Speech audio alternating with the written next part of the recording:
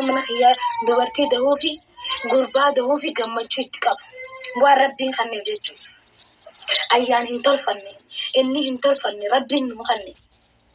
Assalamualaikum warahmatullahi wabarakatuh. Obboleeyyan xiyya qaqqaaliif gargaarii hordoftoota Zeenuutuub baga rabbiin sa'aatii kanaan isin gahe sa'aatii kana geettan isiniin jedha. Saabskiraayib godhuudhaan laayikii godhuudhaaf maatii nuu ta'a isiniin jedha. Akkasuma wanni ani xiqqoo irraa dubbachuu dhufe waa'ee Ummu Afnaan yookiin Ayyaan Muhammad jechuudha. Marruu shoo. Akkuma beekamu obboleettiin teennaa ammallee yeroo sadaffaatiif ilmoo durbaa rabbiin badhaase. Kanaaf akkuma haasaa isiitirraa dhageettan namoonni achi jalatti koomentiidhaan miira keessa galchuu barbaadan baqa wallaahi ani namni tokkollee dhageeffatu jechuudha. Bu'aadha. Maaliifuu wanta kana namaa kennu rabbiin namaa kenna malee ilmi namaa ilmoo namaa hin kennu. Kana beekuu qaba namni. Ammallee durba deette, ammallee aadama ufit deette akkasiin kun hin jira jechuudha. Nama hunda keessa jira wanti akkanaa kun. Garuu ittaqillaha isiniin jedha rabbii keessan sodaadha obboleeyyanti. Akkamitti waan rabbiin namaa kennu irratti akka waan isiin ofii gaagartee garaa of keette subhaanallah wallaahi rabbumarraa hin qaanfatu namni waan argaasu. Dhugaa rabbii dubbachuudha. Dubartii yoomillee taanan kabajamtuudha, jaallatamtuudha. Wallaahi eessumattuu akka dubartiin argamu jechuudha.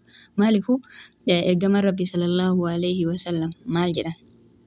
Namni dubartii sadi argatee karaa qajeelaa irratti guddisee hijaaba itti uffisee diin islaamaa barsiisee akka isiin rabbii ofii abbaddu karaa itti agarsiisee akkasitti ilmoon isaa sun sadiin guddatte jannata seena jedhan ergamaan rabbi.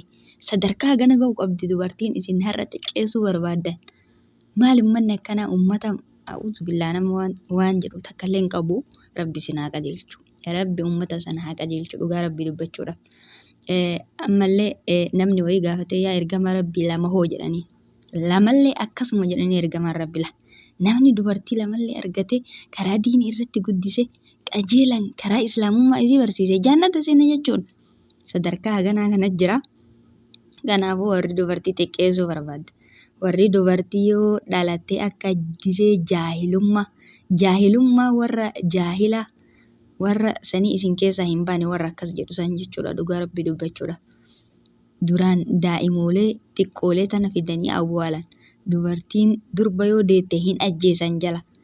Yoo akka tasaa tokko garaa nyaattee guddifateetiin hin jedhe achitti walitti xoqqoomaniitiin akkasitti fuudhanii ilmoo lubbuu qabdu biyyee qotanii irra raran zabana duraanii. Jaahilummaan akkasii sun isin keessaa hin baane. Nama hunda osoo hin ta'in warra waan akkasii barreessee obboleettii ta'e miira keessa galchu rabbii sodaadhu. Ati waan taatu hin beektu. Kan akka barreessu dhiira osoo hin taane dubartii kana barreessa. Dubartimatu afaan dhadhaqa. Afaan dubartii bakka 99 dhaqa jechuudha. Ani hin beeku baqa. Wallaahi nama ajaa'iba bakka 99 waan ati maal edda namni akkas jedhuun sun maal edda booda isaati irratti yoo rabbiin subhaanahu wa ta'aalaa waluma duuba duraan ilmoo dubartii 10 sii kenna akkam ta'u eddaree ka dubartii jibbitu ni'amaadha silaa alhamdulillah rabbil aalamiin jechuu qabda. Dubartiin wallaahi eessumaa hin jiru akka dubartii jechuudha. Dubartiin qaalidha. Dubartiin dahaba. Dubartiin kabajamtuudha. Haadha dhiiraati ammallee. Dubartiin haadha nabiyyoonati. Haadha ergamtoota rabbiiti. Haadha sahaabdotaati. Haadha ambiyyootati. Haadha nabiyyootati.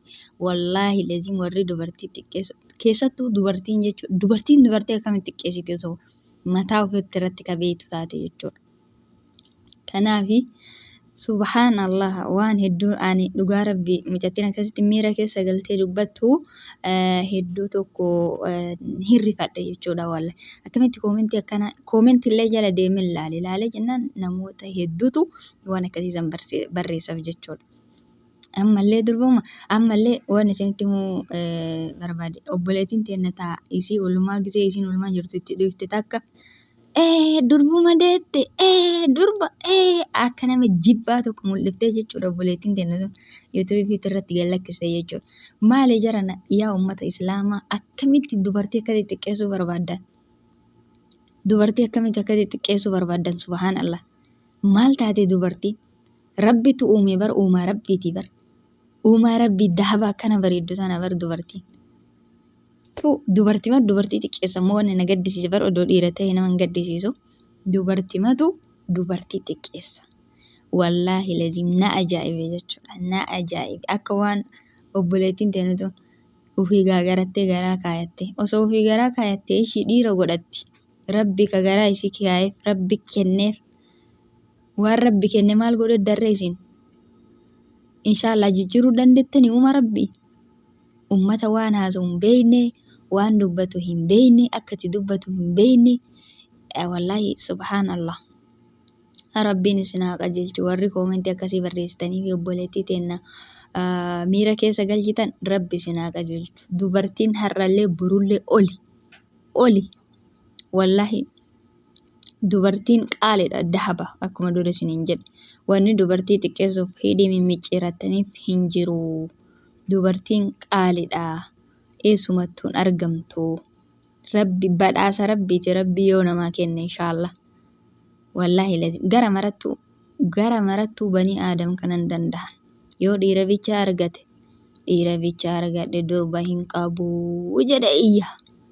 Yoo dubartii bicha argate aadama isiitti deebisee sadaffas arfaffas jedhee dachii rabbi gara galcha.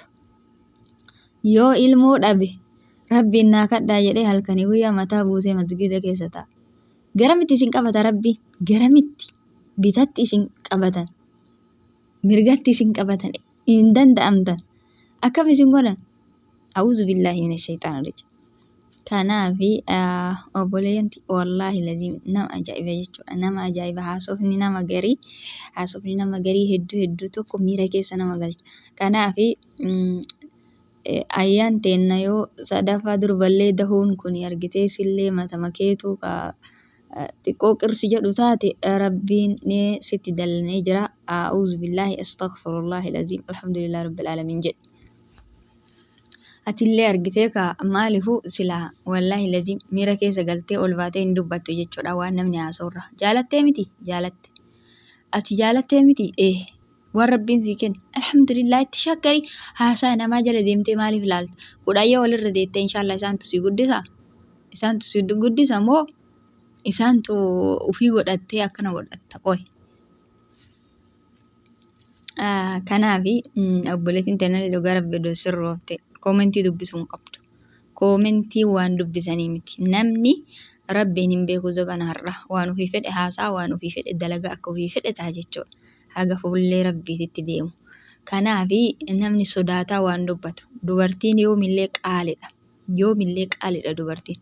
Sila kana ta'eef akkanumaan waan argitaniin darbatinaa namarratti argamteeti dubartii rabbii yoo namaa kenne badhaasaa bara obboleeyyantii osoo beektanii. Meeqa kamtu ilmoo dhabee booyaa, meeqa kamtu ilmoo dhabee halkanii guyyaa kurrifataa jira.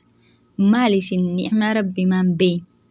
Ka waan taatu hin beeyne marti durba deette maalii deette akka waan ofii garaa of kaa'u hedduu gaafasan. Wallaahi ummata a'uuzu billaahi waan jedhan nama harka balleessitanii. Kanaafuu sabskiraayib godhaa jajjabaadhaa maatii ta'a isiniin jedha inshaallah.